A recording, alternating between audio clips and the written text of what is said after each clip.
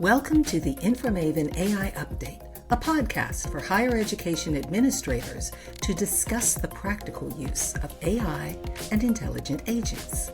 I'm JD Mosley-Matchett, the founder and CEO of InforMaven, and this month our guest is Dr. Ruth Slotnick, the Director of Assessment at Bridgewater State University. To hear the entire interview, please visit informaven.ai. Hi, welcome to another episode of AI Update, brought to you by InforMaven. Today's guest is Dr. Ruth Slotnick, Director of Assessment at Bridgewater State University. She currently leads the Generative AI Survey for Assessment Professionals, which is a biannual study examining the adoption, application, and implications of AI in higher education assessment practices. Ruth also serves as a co-leader of the Gen AI in Assessment Community of Practice at the Assessment Institute in Indianapolis, which will launch in October, supporting professional development and AI adoption in assessment. Additionally, she leads the AMCOA AI in Assessment Working Group, an initiative of the Massachusetts Department of Higher Education focused on developing AI guidelines and best practices for assessment professionals across the state.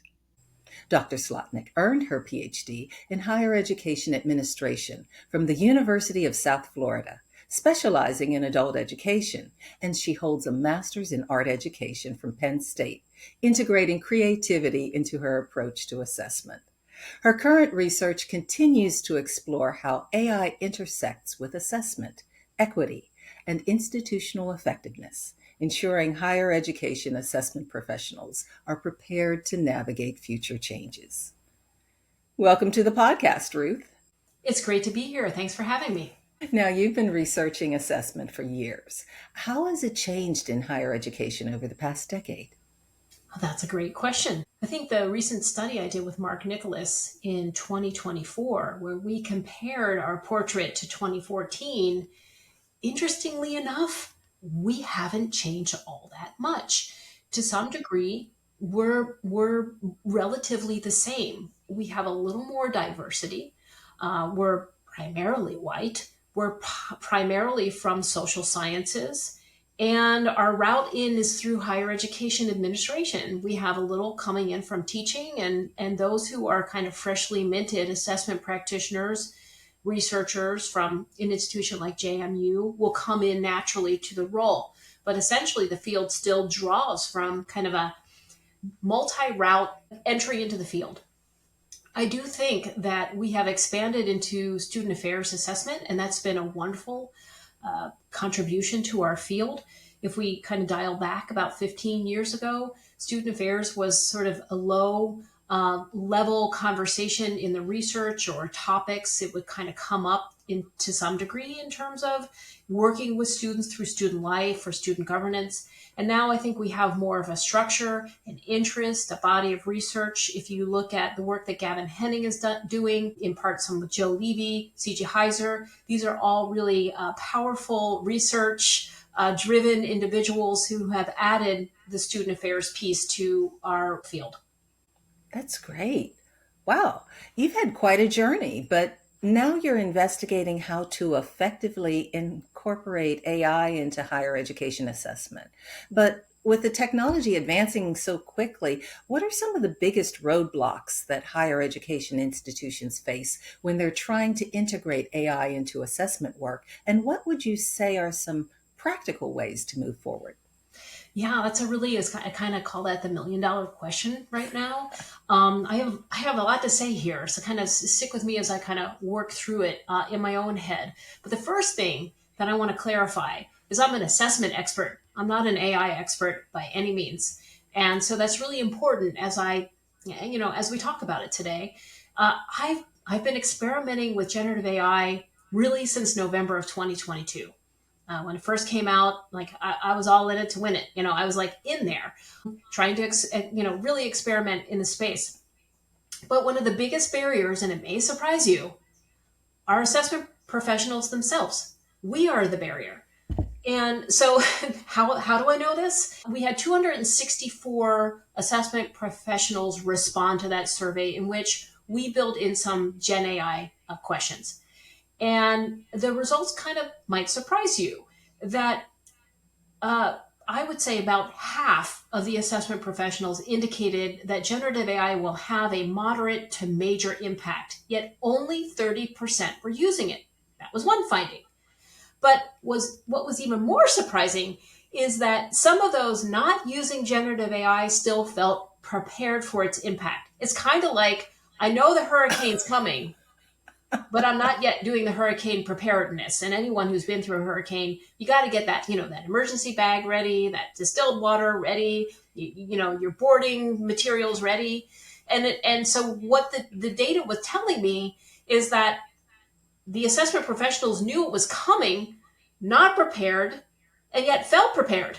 The disconnect was a little odd to me.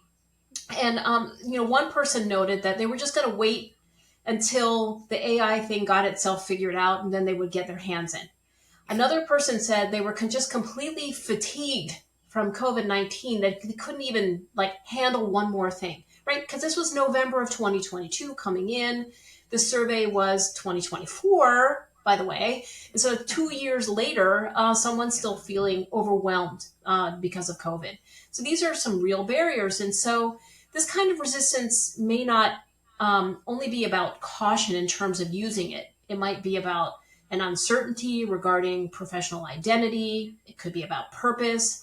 I've had numerous conversations with colleagues who have privately expressed concern about the implications of Gen AI adoption. They're asking thoughtful questions about how automated and even semi-automated analysis might change the nature of the work. Could it put us out of work, right? And as Eva Mullick from Wharton recently noted, the biggest barrier to AI adoption isn't the technology itself, it's the organizational immune system that rejects change. And this perfectly captures, I think, what we may see playing out in the field. But I'm also reminded by something that Mike Kent from AI Literacy Partners, he's so thoughtful, and what he says about resistance, particularly with faculty.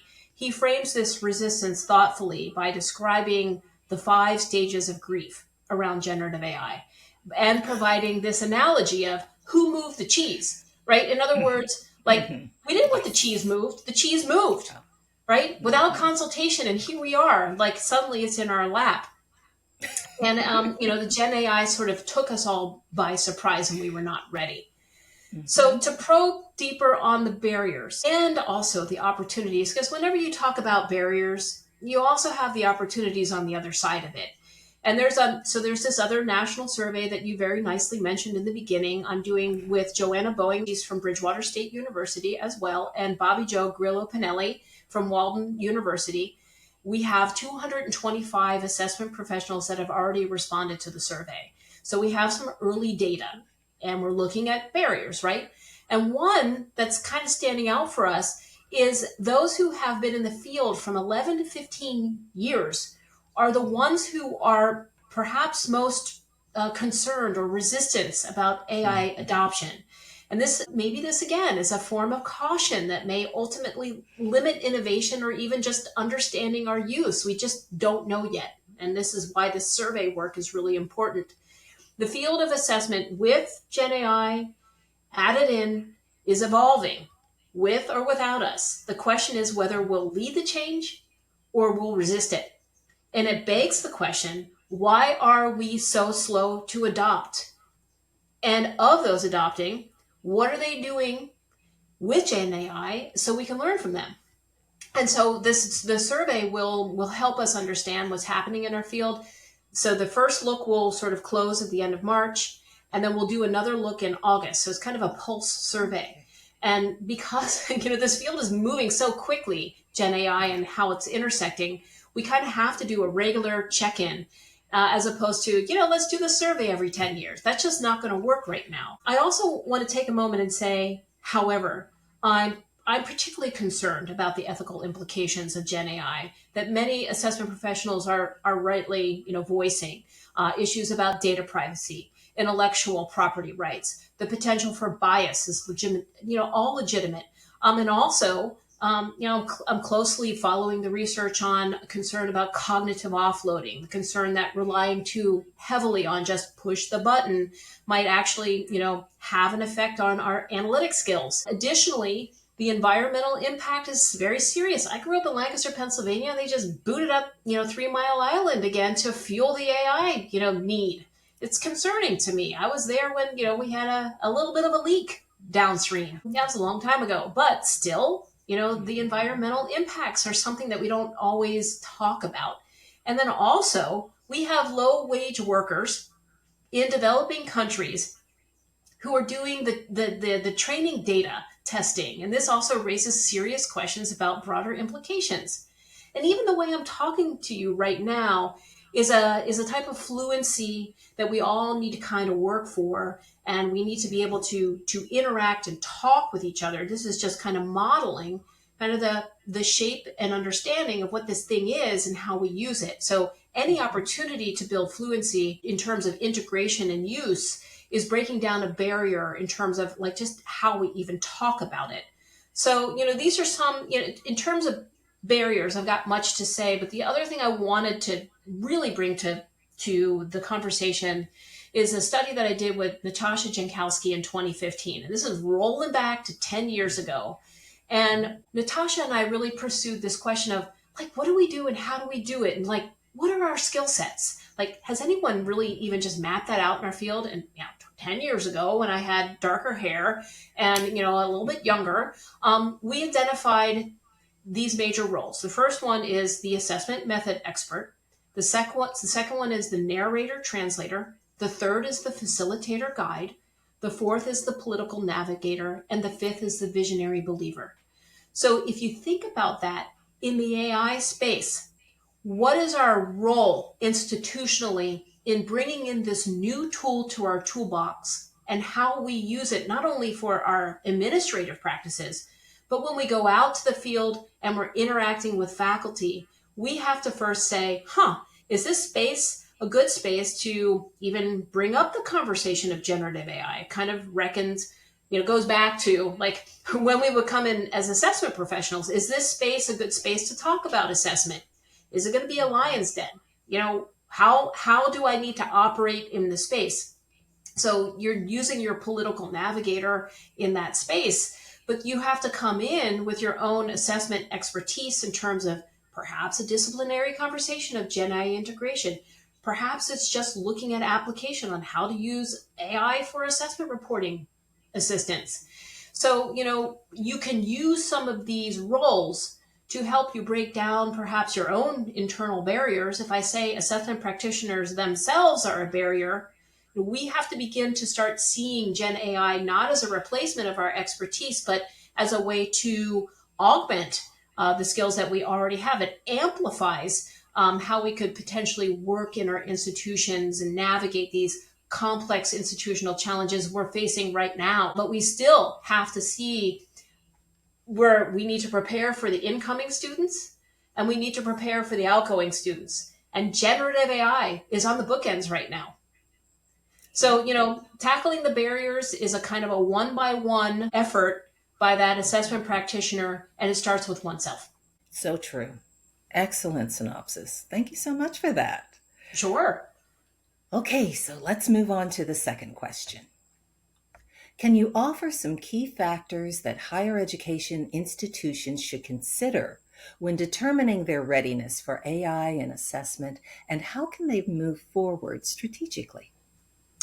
And I listen to a lot of podcasts, and I hear a lot of people talk about policy, no policy. Even at the AAC&U January meeting, I did a session with Peter Shea and Devin Walton, and there was some concern about, do we create a policy? Is too much of a moving target? And it's important to keep some clear boundaries to not only help the institution understand what is its boundary around generative AI, but to help the faculty understand what is its boundary around AI, and to help students understand what are their boundaries around AI. And there was a recent article written about, where is the line?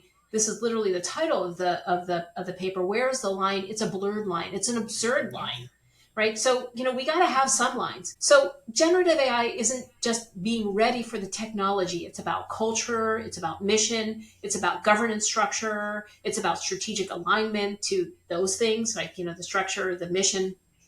And I think that many institutions assume that Gen AI readiness means having the right tools. These tools are really expensive.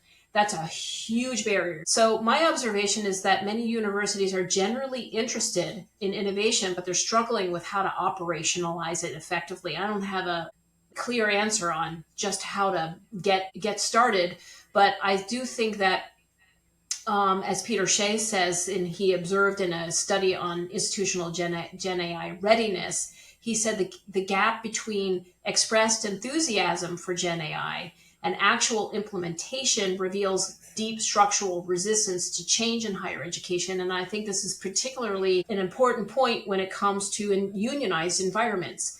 So, you may have some institutions that are doing complete adoption, but they may not be inside of a union environment. Right? This goes back to cultural once again, like what is the culture of your institution? What is the culture of the state? I also think that this is kind of an interesting thing. When we didn't expect COVID, but AI has been talked about for decades. I've got books all over my room here about, AI and sort of how long it's been kind of in the works. And it's almost like we kind of got bowled over by generative AI as if it was something new.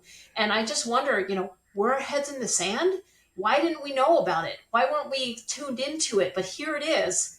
And now we have to think about how this dynamic is manifesting in our field, and we have to grapple with it. It has strengths and it has weaknesses. So it's both this large language model outputting is both unreliable and dangerous, but it also is useful. So trying to figure out how to work inside of this paradox, especially for assessment professionals, we have training. We know what precision and accuracy are. So I think that readiness has sort of this culminating effect where first you got to look at cultural readiness, and specifically in terms of assessment professionals, you got to have some interest in getting ready. And that hesitancy is not going to work well for our field. It could actually hurt you if you're hesitant in using the technology. Then, we need to think about the governance and policy readiness. And I ask, where is the assessment professional at the table for those conversations? And in some cases, there's no place for the assessment practitioner at the table because either A, they haven't been asked, or the institution doesn't know to ask, or for some other reason, the assessment professional isn't part of those conversations. So wherever possible, like for example, in my own work, I create my own policy for my office, and we live inside of that policy, even though policy hasn't been given to us yet institutionally. Also, operational readiness. Where does Gen AI fit into existing assessment workflows? So again, right now, mostly my work in terms of generative AI has been in my own operational power, how I might use it for survey work, how I might use it for memo writing, how I might use it for report writing, how I might use it for accreditation purposes. But at some point, I need to cross over into how am I working with faculty related to the technology. And some institutions and assessment practitioners are already there. And some of us are still just in the operational space in terms of what is in the locus of our control. I will say that at our institution at Bridgewater, we're offering some mini grants for faculty to apply to tell us about use case scenario. And it can either be a probing project, one where like they've either eschewed the technology or they've been thinking about it, but they haven't had the right motivation to go there. And I feel like at least at Bridgewater State University, in my role for over almost 11 years, I've created a street credibility, trustworthiness. Faculty know that if they experiment in our space with assessment, that space is it's a close relationship to build fluency and build readiness. On the other hand, faculty can also apply who have been doing things with the generative AI space and share it with us. We'll do use case scenario sort of interviews at the end, and then we can package that up and send it out to the faculty for consideration. I don't know necessarily how it will be received, but it's my first try in trying to get something out there to move our campus forward in terms of readiness in the assessment space. There's a whole nother entity that's looking at readiness in the teaching space. That's never been where I've been centered at my institution. I don't do the teaching relationship per se. That's the Office of Teaching and Learning. I don't do the technology per se. That's the Office of Technology and Training Center. I do the assessment piece. I work inside of my intersection, and that's where I see us going slowly, but we're getting there. So in terms of readiness, you gotta look at the culture, you gotta look at your mission, you gotta look at governance structures, you gotta look at strategic plans, but you have to keep in mind those coming in, meaning the students, and those going out in terms of workforce readiness. Well said. Thank you so much, and I applaud your efforts because someone has to move the needle forward. And too many people seem to be just deer in the headlights, frozen in place. So, bravo. Your research from 2014 and 2024 has shown that assessment professionals often work in silos, yet AI adoption is moving faster than any one office can manage alone. So, how can a community of practice help higher education leaders build AI fluency and integrate AI into assessment effectively? Yeah, I think that's kind of the reality of where we're at right now. I felt like in 2022, through most of 2022 into 2023, I felt like I was working alone a lot in the space, and it was hard to know who I could even connect with and talk to about it. And I found myself falling into a really great friendship with Peter Shea at Middlesex Community College. I've already mentioned him. He's an instructional designer. He's now been promoted up to a institutional level overseeing AI for the Middlesex Community College.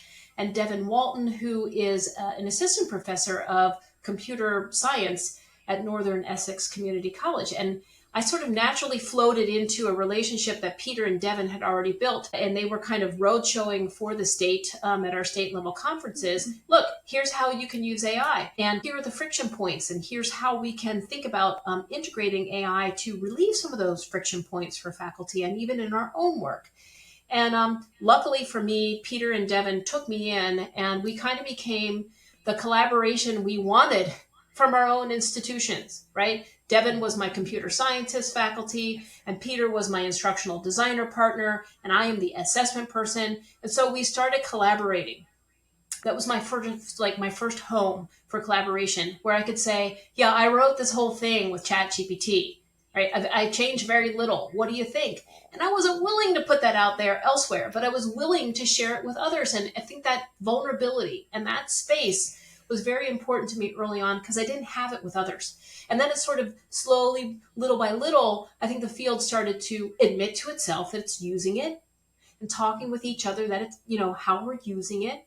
And then kind of fast forward to 2024 at the Assessment Institute, there may have been maybe 2 sessions on generative AI, 2 sessions in 2024 at the premier, longest running assessment conference in the country. There's 2, maybe 3 generative AI sessions. So that tells you something, right? Like our field is moving so slow. And that session was packed. There was like standing room only. And I presented with Gavin Henning. Natasha was supposed to join us. She couldn't come, but she gave us all of our notes and we presented all of her information. And we kind of just went through a little bit of an opener, a little hands up in terms of use, and then kind of talked about use and did a little demo. And that's all that we did. And people loved it, right? I think moving into 2025, we're in a different space now. We're moving now towards the Assessment Institute Community of Practice.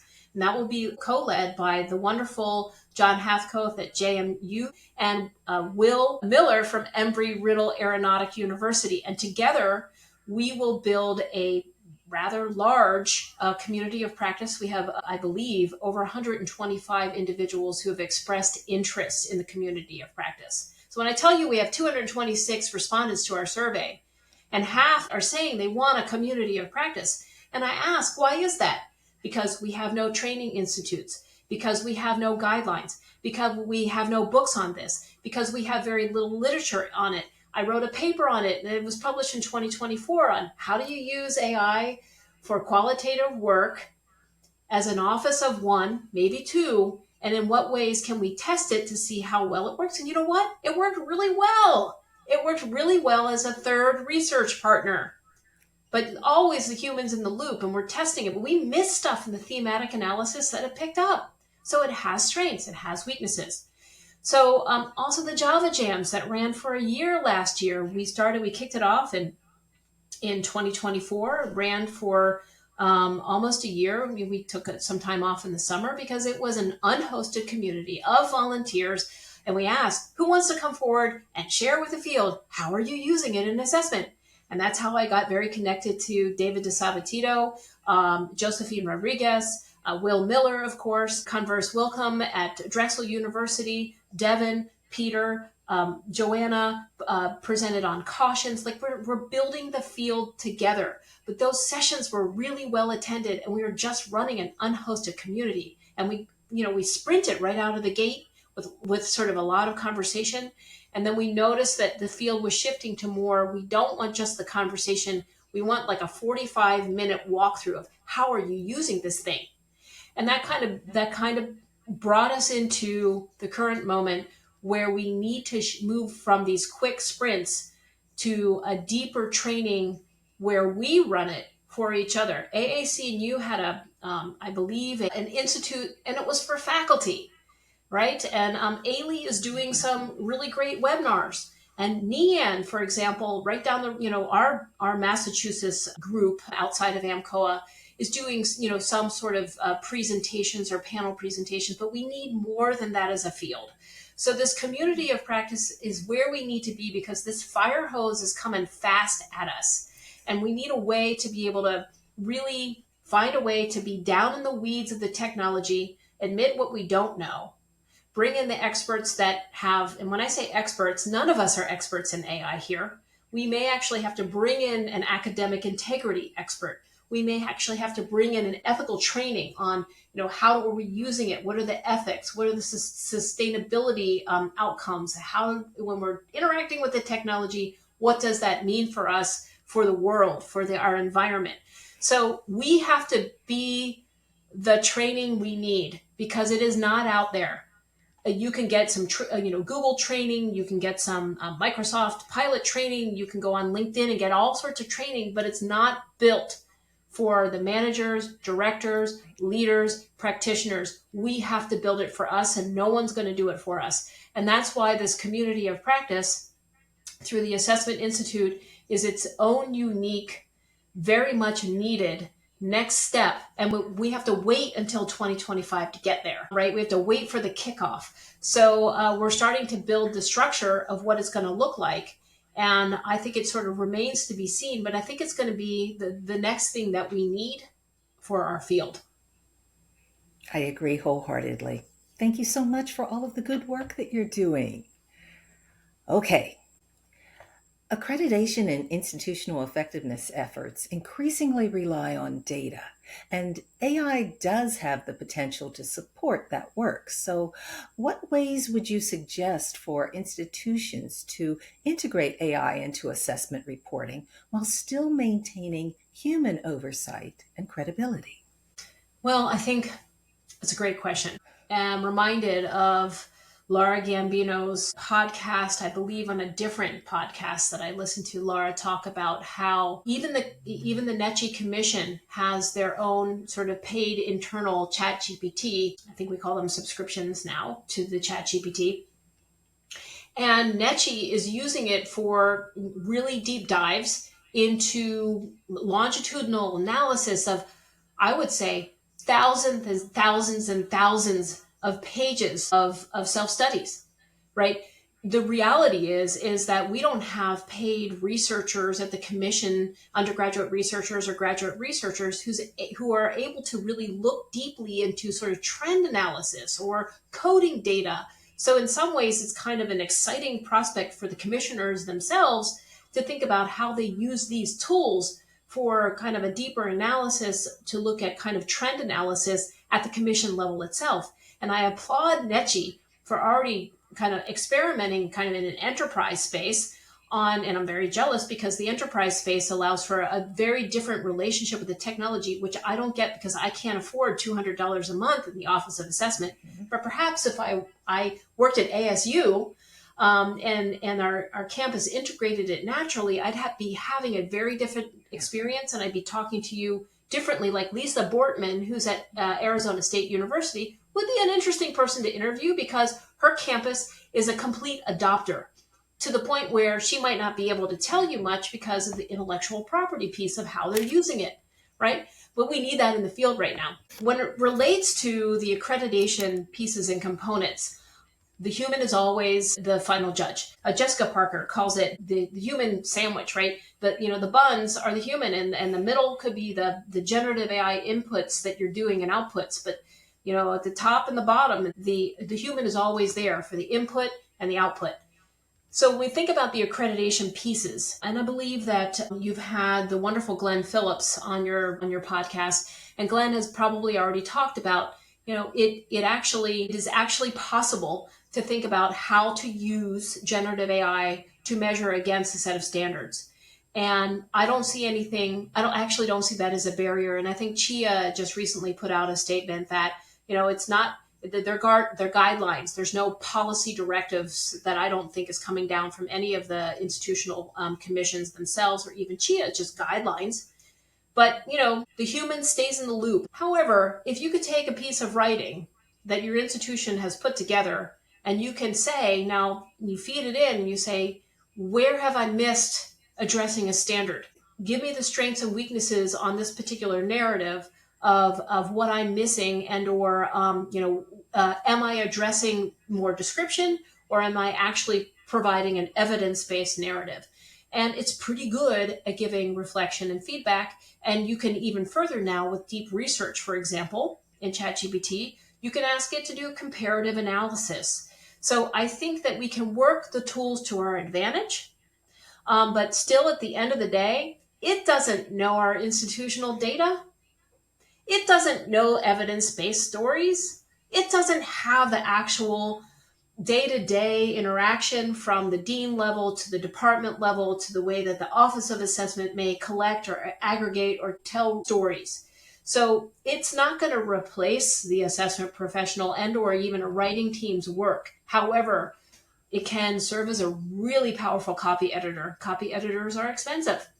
It could do a first pass copy edit. You can tell the machine, that's all that it is. You can tell the machine to go through, not change a single word, but go through every single page and look for where every page needs copy edits. You can restrict what you tell it to do for preparing the narrative. Now, writing the entire narrative without actually having humans in the loop I think is nearly impossible. Although it'd be kind of a fun project to see where it goes. And my guess is that it will start hallucinating all sorts of data. It will make up data. It wants to please you. The machine wants to please you. It will make up some data and it will stick the data in there and probably create some pretty graphics that will have nothing to do with your institution.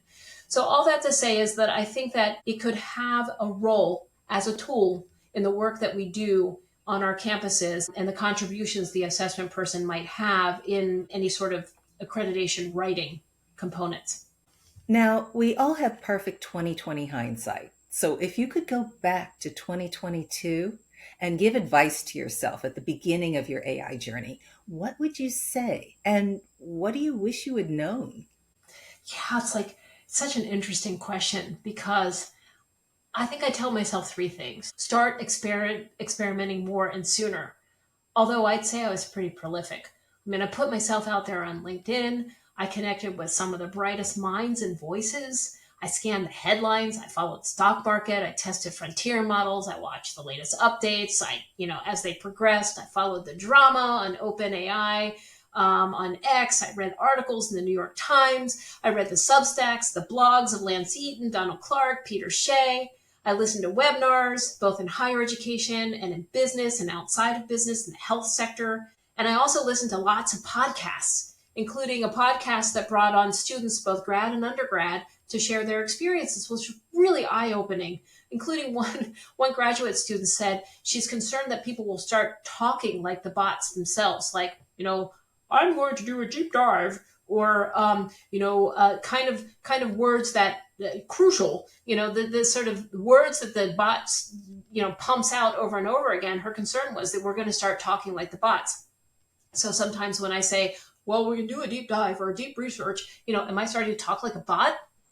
I even co-presented with colleagues at assessment conferences in the state of Massachusetts, at the Assessment Institute, right, at AAC and U conference. So I feel like, I have been out in front, and yet when I look back, I keep thinking I wasn't in it enough early enough. So what is that about? I think that's really about, as I said prior, it's kind of the fire hose moment where information is coming at us so fast and so quickly, we always feel like we're behind. And even in 2022, I just felt, at some points I felt like, okay, I'm on top of the conversation, and I take a day off from the technology and from social media. And the next thing I know is I get on to LinkedIn, and there's, hundreds of people presenting models of really interesting ways to think about generative AI and how we do, how we use it in higher education. Maria Prashik, who's in Europe, she's very much in the space talking about higher education use and teaching and education overseas. And Donald Clark is in England. So when you start looking at the higher education world, AI is actually bringing us closer together. We tend to stay in our national sort of states of mind. But I think this general purpose technology, as Ethan Mullick calls it, the GPT, is different than any we've ever had before. Henry Kissinger's new book on Genesis talks about this polymath, this type of person who is so bright in science and math and technology. We have relied on that polymath for many centuries, and AI is the new polymath. It's very different than anything we've ever experienced before in higher education, and it is disrupting higher education. So, when I look back, I wonder what I could have done more of, and I think I did all that I could at the time, and I'm doing all that I can now, realizing that I'm not an AI expert, and I'm just looking at where is my opportunity to integrate in my field, and where is the opportunity for me to inspire others to maybe get off the fence a little bit and try it. There are plenty that are just going to resist and say, there's no way I'm even going to try this technology or use that technology. And I think that's going to put them at an increasing disadvantage. Many people have said this before, AI won't replace you, but someone who is really fluent and has the ability to experiment in the space may replace you. One of the questions we ask in our survey, this may be kind of a good wrapping up point, but one of the questions we ask is, do you see AI being integrated into a call for a position in your office in the future? Like, will it be, you have to know Excel, you need to know how to use Qualtrics, maybe there's some, other kind of data analytics software you need to use. And do you know how to use generative AI and integrate AI into disciplinary perspectives? Like, what is your fluency to be there? And if you can't speak of that fluency now, you got to get in the space so that even if you're not going to use it, you know how to talk about it. You know where it's at currently. You know that this model just revised itself to add this additional thing over here. And so if you're not in that space, you got to get in that space and you got to be part of the conversation. And it's nothing we've ever seen before. I also think that the community college space is going to be an interesting space to watch. Why? Because the community colleges have always served students in terms of access. It's always served students in terms of local, and it's always served students in terms of workforce readiness. And so if we're talking about being ready for the workforce, I am worried about some of the universities and state colleges and privates that are not actually tackling, are we preparing students for AI readiness and fluency and ethical use, intellectual property, sustainability? Are we preparing them for the future? So as we look ahead, where can you also influence your university to step up? So, these multiple roles that we play as assessment professionals aren't just in just how we experiment it and we get out of our own way as a barrier, but we actually build our campus collaborative structures within and around each other now, where we can all serve the needs of students in terms of all students have an equitable chance upon graduating to be leads in the space when they enter a field, right? So that's my greatest hope, is that we all sort of look ahead in terms of what does the student need, not what is my resistance, and I don't want to be in this technology, or I'm going to wait on the sidelines till it comes along, or I don't have the capacity. We can't wait. It's happening. It's happening. It's happening in higher education, and it's happening in the workforce. So higher ed needs to be a player, be a part of it. Precisely. Thanks so much for giving us so much food for thought, Ruth. It's so important for higher education administrators to base their approach to AI on solid research instead of relying on gut feelings and instinct. I think you're right. You can take that gut instinct, and you can take it and you can say, okay, let me play with that a little bit. And I'll just leave you with a funny little story of my dad is 89 years old, and I loaded ChatGPT on his phone, and we selected a good voice for him, although the voices have changed a little bit. He liked the original voices, and he talks to it. He's often alone and isolated, and he talks to ChatGPT. He might need advice on a friend who is dying.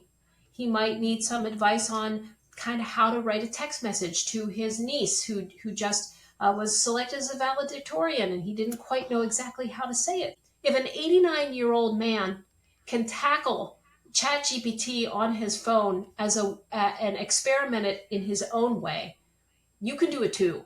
You can actually think about where it might, if you're not going to use it in higher education, you could think about how you might want to use it in your own life, and maybe help your senior parents think about, in their own isolated way, how this technology could make them feel a little less isolated, because the technology is pretty savvy, and it can actually make it feel like you've got a person to talk to. And I think the senior space is going to be an interesting one to watch, to see, in some ways, we don't, how we care for the aged in this country is always a little bit of an afterthought. And I think that some of the generative AI technology, even being integrated into other, I'm not going to say the ALXEXA, because it will respond to me over there, but I think the technology will continue to advance in a way that will be so integrated, we won't even know that we're actually interacting with the GPT.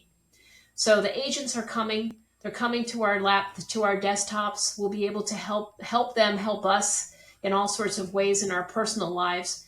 I still think that we have a way to go in terms of how it's going to help us in our university lives. For more information about AI news and trends that are directly impacting administrators in higher education, please follow InforMaven on LinkedIn and visit our website at InforMaven.ai. This recording is a production of InforMaven LLC, all rights reserved.